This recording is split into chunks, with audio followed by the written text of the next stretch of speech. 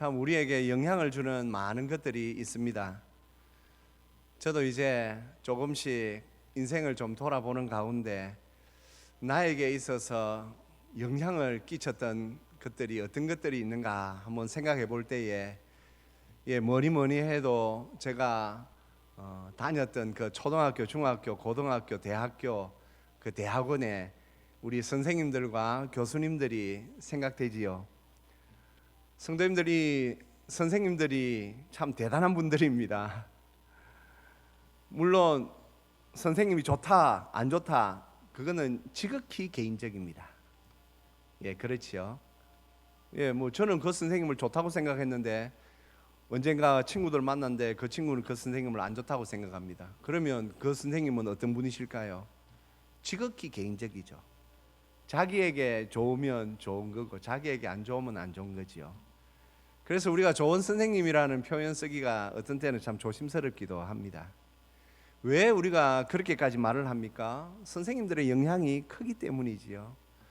저도 가만히 생각해 보면 만일 저 같은 사람이 초등학교라는 곳에서 선생님들을 만나지 않았다면 내가 과연 어떤 인격을 가지고 어떤 사람이 되었을까 그런 생각을 간혹 해봅니다. 우리는 지금 좋은 나라에 살아서 말이죠, 교육이 의무적으로 이렇게 주어지니까 마땅한 줄로 생각하고 요즘은 보면 말이죠, 막 선생님들에 대한 것들이 도를 넘어서서 지나친 그런 것들을 보는데 참 어떤 때는 안타깝기도 하고 참 한심스럽기도 합니다. 아무리 그래도 선생님들의 가르침에는 좋은 것들이 대부분입니다. 그래서 그 좋은 것들로 인하여서 우리가 지금 이렇게 살고 있는 것일 수도 있습니다.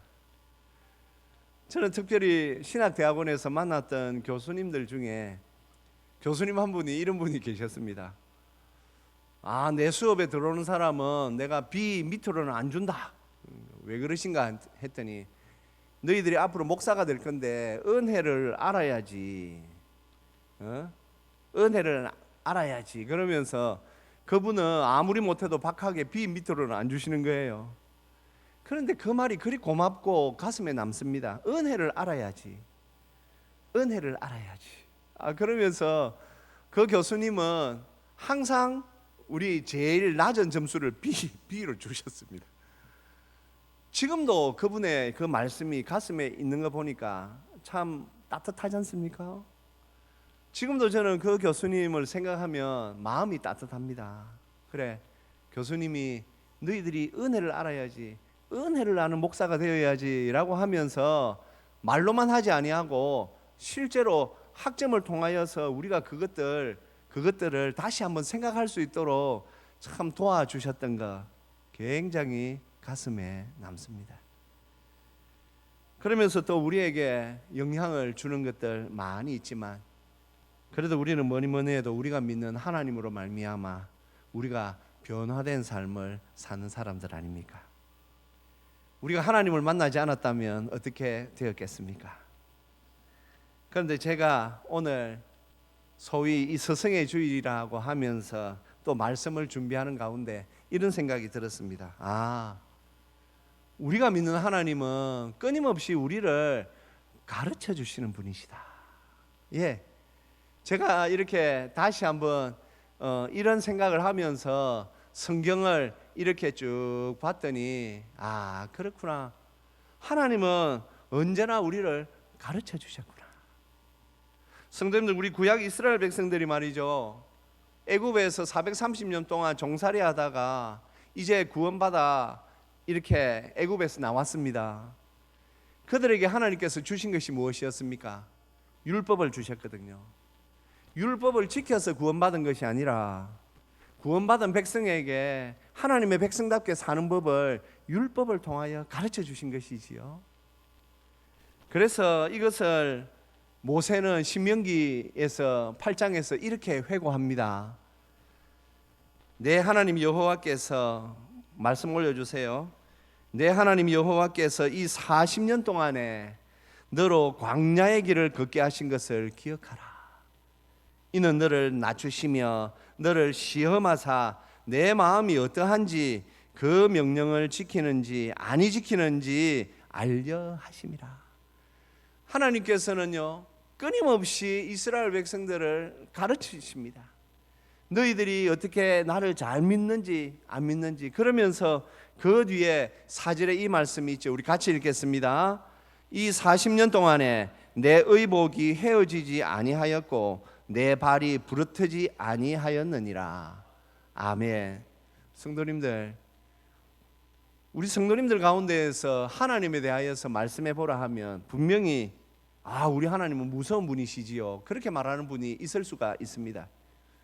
제가 지나온 많은 교회에서 많은 성도님들을 만났을 때에 하나님에 대하여서 한번 말씀해 보십시오 하니 의외로 우리가 믿는 하나님은 무서운 하나님입니다 라고 말씀하는 분들이 꽤 많았습니다.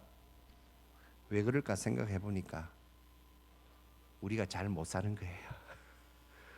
우리가 하나님을 사랑하면서 신앙적으로 열심 내면 하나님은 사랑이시죠 라는 말이 탁 나올 건데, 늘 생각해 보면 내가 이걸 지금 제대로 살고 있나 그런 생각이 드니까 자꾸 하나님이 회초리 들고 우리가 잘 못 살 때 회초리 치시는 분으로 생각한단 말이죠. 성도님들, 그렇지 않습니다. 우리가 믿는 하나님은 우리에게 따뜻하게 대해주시는 분이십니다. 믿습니까? 믿습니까? 이 하나님을 모시고 살아야 됩니다. 우리가 믿는 하나님은 우리에게 따뜻하게 대해주십니다. 이스라엘 백성들에게 뭐라고 말씀하셨다고요? 너희들이 40년 동안에 너희들의 그 의복이 헤어지지 아니하였고 내 발이 부르지 아니하였느니라. 무엇입니까? 비록 그들이 광야에서 40년을 살았지만 하나님께서는 그들을 고이 품어주셨다라는 것이지요. 물론 그들이 하나님을 반역하고 원망하고 하는 때는 있었지만 그때는 또 하나님께서 하나님의 방법대로 말씀으로 가르치시고 훈계하셨지요. 하지만 하나님께서 그들을 대하여 주신 것은 사랑이었습니다. 지금도 혹 나는 신앙생활을 제대로 하지 못하여 나는 참 하나님 앞에 벌 받을까 두렵다라고 생각하는 분들은 그 잘못 생각하는 것입니다. 그러면서 자꾸 딴 길로 가지 마시고 내가 잘못하고 있다라는 생각이 든다면 제대로 된 신앙을 걷기 위하여 마음을 고쳐 잡으십시오. 그걸 우리 성경에서는 돌이킨다 그러지요. 마음은 돌이킬 생각 없고 내 마음대로 살려고 하면서 하나님을 생각하면 그 사랑의 하나님을 무서운 하나님, 두려운 하나님으로 자꾸 생각하면 거기에 은혜가 있겠습니까? 복이 있겠습니까?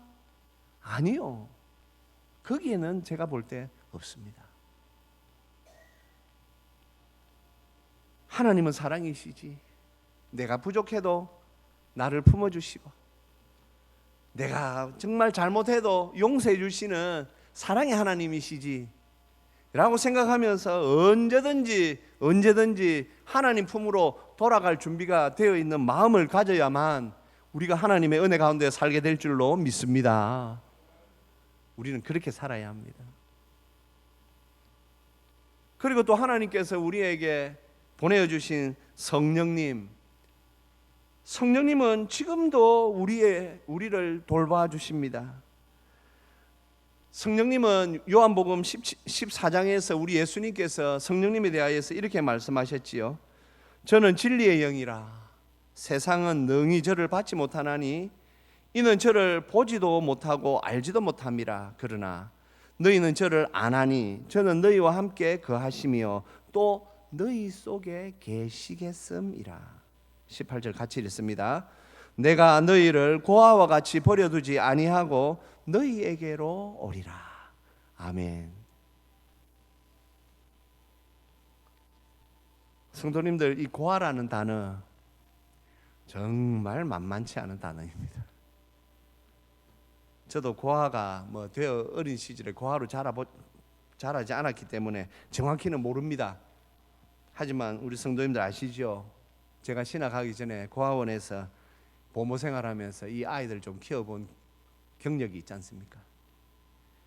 성도님들 생각하는 것보다 고아의 삶이 힘듭니다. 제가 있을 때는 1990년대 중반이었기 때문에 고아원의 아이들 옷이나 일반 가정에서 자라는 아이들 옷이나 거의 비슷했습니다. 살기가 좋았고, 제가 또 있었던 곳은 후원이 좋았기 때문에 아이들이 먹고 입고 자는데 부족함이 없었습니다. 하지만 사람은 그것으로 사는 것이 아니더라고요. 하나님께서 우리에게 성령님을 왜 보내주셨느냐? 우리가 이 땅에서 예수님을 믿는 믿음을 가지고 살아감에 있어서 하나님께서 한시라도 우리와 함께 하시 아니하시면 우리는 고아와 같은 존재가 될 수밖에 없습니다. 고아, 보호자가 없지요. 그러니 아무나 무시합니다. 아무나 함부로 대합니다. 예. 제가 다녔던 모교회 목사님이 교회와 함께 고아원을 세웠다고 말씀드렸지요. 그러니 주일학교에 옛날에는요 고아원 애들이 거의 100명이 다 옵니다. 100명 넘게가 다 옵니다. 그런데 그 교사들이 일반 가정의 아이들과 고아원의 아이들을 차별합니다. 물론 대부분의 교사들은 안 그랬는데 제 기억에 제가 그 들었던 말이 있거든요. 성도님들, 하나님께서 우리에게 너희를 고아와 같이 버려두지 아니하고 너희에게로 오리라 하신 이 말씀은 이 하나님의 사랑이 정말 우리에게 무엇이 필요한가를 아시는 그 하나님의 따뜻한 사랑인 것을 우리가 알아야 합니다. 그런데 왜 하나님은 우리에게 고아와 같이 너희를 버려두지 아니하고 너희에게 오겠다 하셨고 실제로 오셨는데 왜 고아처럼 사는 분들이 있을까요? 성도들 가운데에서는. 그러니 마귀에게 이리 치이고 저리 치이고 말이죠. 신앙생활이 안 되고, 그러니 세상의 삶도 안 되고. 사랑하는 성도님들, 결정하셔야 됩니다. 나는 하나님을 믿는 사람이기에 나는 하나님께 붙어 있어야 된다. 나는 예수님께 붙어 있어야 된다. 나는 성령님과 함께 살아야 된다. 이걸 결심하셔야 됩니다. 그리고 그렇게 살아야 됩니다. 그러면 우리는 고아가 아니라 아버지 하나님과 늘 함께하는 존귀한 자들이 됩니다. 그리고 또 우리 성령님께서 요한복음 14장 26절에서 이런 일을 하시지요. 우리 같이 읽겠습니다. 보혜사 곧 아버지께서 내 이름으로 보내실 성령, 그가 너희에게 모든 것을 가르치시고 내가 너희에게 말한 모든 것을 생각나게 하시리라. 아멘. 성도님, 우리가 성령 충만을 받아야 하는 이유는 무엇입니까? 성령께서 우리에게 가르쳐 주시는 것이 있는데 모든 것을 가르쳐 주십니다. 여기서 모든 것은 무엇이겠습니까? 하나님의 말씀과 하나님께서 우리에게 어떻게 역사하시는지, 하나님의 섭리가 어떠한지, 하나님께서 주관하시는 이 세상의 이치와 원리가 어떠한지를 다 알려주십니다. 성령님이 아니고서는 우리가 알 수 있는 방법이 없기 때문에 하나님께서는 하나님의 이 성령님을 통하여 우리에게 가르쳐 주십니다. 그런데 그 가르침이 너무나도 따뜻합니다. 왜냐하면 우리 안에 내주하시면서 가르쳐 주시기 때문입니다. 그리고 오늘 이제 이 본문에서 우리 예수님의 사랑을 다시 한번 보게 됩니다. 성도님들, 제가 참 이 서성의 주의를 생각하면서 하나님께서 저에게 주신 말씀은 오늘 20절의 이 말씀입니다. 20절 말씀 한번 올려봐 주십시오. 상한 갈대를 꺾지 아니하며 꺼져가는 심지를 끄지 아니하기를 심판하여 이길 때까지 하리니. 제가 이 말씀을 묵상하는데 성도님들, 우리가 말이죠, 이 갈대, 물론 말이죠, 참 그 이 갈대에 대한 우리가 또 좋은 말이죠 그거 있는 것은 이 파스칼이라는 말이죠 철학자가 인간은 생각하는 갈대다라고 하여 거기에다가 뭔가 말이죠, 뭐 조금 낭만 아니면 좋은 뭔가를 부여하려고 하였지만 사실 예수님의 눈에 우리의 인간은 상한 갈대였습니다. 여기서 상하다라고 하는 이 헬라 말은 이미 썩어 부서져 있는 상태를 이렇게 표현합니다. 그냥 다 부서져 있습니다. 회복 불가능합니다. 성도님들, 그냥 그대로 놔둬도 이제 살아날 가망성 0입니다. 0.0001%도 없습니다. 이 상황 갈 때 하나님은 우리 인생들을 보실 때에 정말 너무나도 초라하고 무엇 제대로 할 수 없는 이제 꺾여버린 상한 갈대로 하나님은 보십니다. 썩어 부서진 갈대. 그랬습니다. 성도님들, 우리 인생들은 죄로 말미암아 이제 그냥 죽습니다. 그냥 죽으면 그것으로 끝난다라고 하면 우리가 막 그렇구다라고 할 건데, 문제는 이 죽어서 지옥 가는 것이 문제이지요. 그래서 하나님께서는 상한 갈대와 같은 우리를 더 꺾지 아니하시고 꺾지 않으십니다. 꺾지 않으신다라는 이 표현에서는 하나님께서 우리에게 자비와 사랑을 베풀어 주신다라는 그 은혜가 들어있는 것입니다. 그리고 또 우리 주님께서 꺼져가는 심지에 관하여서 말씀하십니다. 우리나라도 참 70년대 초반까지 이 심지를 태워서 불을 피우는 호롱불이라든지 그런 좀 삶이 있었지요. 꺼져가는 심지. 성도님들, 여기에서 헬라 말에서 꺼져가다라는 이 말은 이제 연기가 나고 있다라는 표현이 무엇입니까? 불이 없다라는 것입니다. 이제 끝났다라는 것이지요. 심지어 금방 불이 꺼져버렸다라는 것입니다. 여기에도 불꽃을 다시 되살릴 수 있는 경우는 없습니다. 그냥 그것으로 끝나는 것입니다. 하나님께서 우리 인생을 보실 때에 상한 갈대, 꺼져가는 심지, 하나님은 우리를 이렇게 보십니다. 성도님들, 상한 갈대와 꺼져가는 심지에는 소망이 없다라는 말을 이렇게 표현하고 있는 것입니다. 그렇지요. 우리에게는 소망이 없습니다. 갈대가 이미 꺾여가지고 산산조각 나가지고 말이죠. 회복 불능입니다. 심지가 이제 불이 꺼져버렸고 연기가 나고 있습니다. 그것으로 이제 끝나는 것이죠. 그런데 그것을 하나님께서 붙잡아 주신 것입니다. 상한 갈대와 같은, 꺼져가는 심지와 같은 우리 인생을 하나님께서 그 사랑의 손으로 우리를 붙잡아 주신 것입니다. 왜 붙잡아 주십니까? 살리려고 붙잡아 주셨습니다. 할렐루야. 성도님들, 그래서 우리의 신앙 가운데에서 이 생명의 경험을 하는 것은 중요합니다.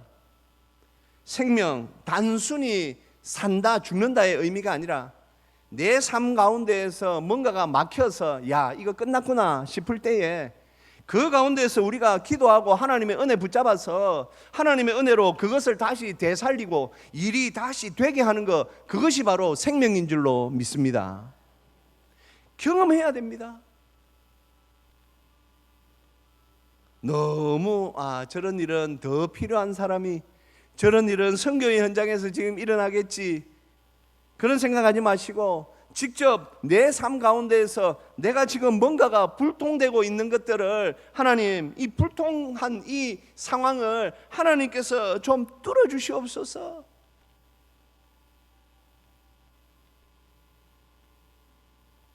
왜 우리가 그렇게 해야 합니까?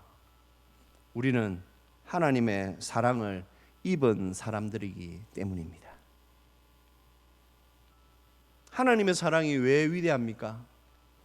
제가 앞서 설교 부분에서 우리가 지금껏 인생을 살아오면서 만난 선생님들에 대한 이야기를 쭉 하였습니다. 저도 생각해 보면 중학교 때 참 만났던 그 선생님들 중에 좋은 분들이 있는데, 뭐 이걸 좋다고 말해야 될지는 한번 여러분들이 성도님들이 판단하십시오. 왜 옛날에는 보면 꼭 가출하는 애들이 있었어요. 그리 가출을 해요. 지금 생각해 보면 걔들도 병이라. 그런데 그때마다 말이죠, 학생 주임 선생님이 계십니다. 야, 이 선생님들이요, 그 친구들을 끝까지 며칠을 어떤 때는 가서 잡아옵니다. 그래 보면 어디서 막 곡소리가 납니다. 가보면 그 친구 엎드려 받쳐 해가지고 우리 그 선생님한테 말이죠, 우리가 그때 들었던 거는 그 너무 강한 친구가 돼가지고 우리 그 선생님한테 빠따 100대 이상 맞은 친구도 있습니다. 선생님이 그 애 죽이려고 한 겁니까? 아니요. 그 애 살리려고 그랬던 거거든요. 그 친구 중학교 졸업장 받았어요. 안 그랬으면 제 나이 때에 중학교 졸업장 하나 없으면 인생 제대로 못 삽니다. 그런데 그 선생님 때문에 중학교 졸업장 받고 고등학교까지 갔어요. 때린다고 해서 무조건 나쁜 게 아니죠. 저는 그 선생님이 아직도 이상하게 기억이 남아요. 아, 참 그때 그 선생님이 인생 여럿 구제하셨다. 아유, 옛날에 보면 막 모진 친구들 많았거든요. 학교 안 다니고 막 중학교 중퇴하고 자기 마음대로 살려고 하는 친구들, 그 선생님이 얼마나 우리 선배들부터 해가지고 막 얼마나 많이 말이죠, 그 빠따 쳐가면서 그랬는지 모릅니다. 사랑하는 성도님들, 그러나 그 인생들이 완전히 회복되지는 않죠. 겨우 졸업장 하나지요. 그리고 어떤 선생님들은 아이를 살리려고 막 그래 하는데도 안 되는 경우가 다반사였습니다. 하지만 우리가 믿는 하나님은요, 100% 회복시키시는 분이십니다. 하나님을 만난 인생은 100% 회복됩니다. 제가 설교를 준비하면서 참 내가 정말 이 하나님을 믿게 된 것이 정말 은혜다. 내 인생이 100% 회복되었고 하나님을 만난 인생은 정말 100% 회복된다. 학교 좋은 선생님을 만나도 인생이 어느 정도는 회복됩니다. 하지만 그게 끝까지 가지는 않습니다. 왜냐하면 제가 그 친구들을 다 끝을 다 봤거든요. 하지만 하나님을 만난 인생은 그렇지 않습니다. 하나님을 만난 인생은 완전히 변화되고 완전히 회복됩니다. 우리 사람에게는 이 능력이 없습니다. 그 선생님이 능력이 부족해서가 아닙니다. 우리 사람에게는 100% 회복시킬 수 있는 능력이 없는 것뿐입니다. 이 능력은 오직 여호와 하나님께만 있는 줄로 믿습니다.